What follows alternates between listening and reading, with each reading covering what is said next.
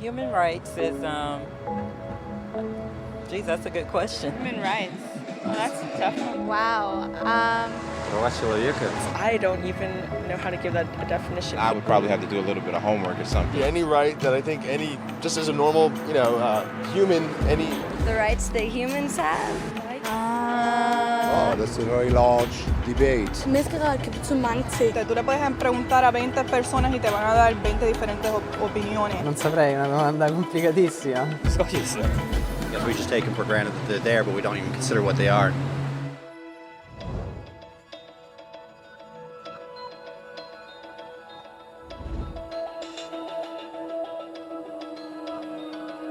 Human rights are the rights you have simply because you're human.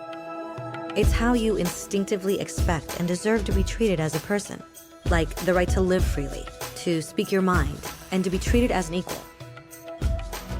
There are many kinds of rights. Most apply to a certain group. But human rights are the only ones that apply to absolutely everyone, everywhere. That means kids, old people, poor people, basketball players, garbage men, rappers, teachers, Africans, Indians, Albanians, Christians, Muslims, Kabbalists, atheists, your mom, your dad, your next door neighbor, and you all have the exact same human rights. In other words, they're universal. But the question remains, what are they? Name the human rights? What the human rights are? The right to live. Equality between all peoples. Right to religion, the right to... Is there supposed to be a list somewhere I should be aware of? According to the United Nations, there are a total of 30 human rights, which are usually lumped together and called simply human rights. They're all listed out in the Universal Declaration of Human Rights, which is the world's most widely accepted document on the subject. But it was a long time in coming. At first, there were no human rights. If you were in with the right crowd, you were safe. If you weren't, well, you weren't. But then a guy named Cyrus the Great decided to change all that. After conquering Babylon, he did something completely revolutionary. He announced that all slaves were free to go. He also said people had the freedom to choose their religion, no matter what crowd they were a part of. They documented his words on a clay tablet known as the Cyrus Cylinder. And just like that, human rights were born. The idea spread quickly to Greece, to India, and eventually to Rome. They noticed that people naturally followed certain laws, even if they weren't told to. They called this natural law, but it kept getting trampled on by those in power. Not until 1,000 years later in England did they finally get a king to agree that no one can overrule the rights of the people, not even a king. People's rights were finally recognized, and they were now safe from those in power. Kind of. It still took a bunch of British rebels declaring their independence before the king got the point that all men are created equal.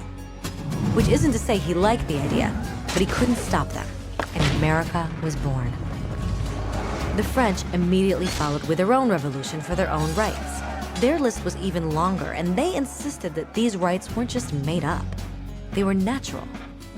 The Roman concept of natural law had become natural rights. Unfortunately, not everyone was so thrilled. In France, a general named Napoleon decided to overthrow the new French democracy and crown himself emperor of the world. He almost succeeded, but the countries of Europe joined forces and defeated him. Human rights was again a hot topic. They drew up international agreements, broadly granting many rights across Europe. But only across Europe.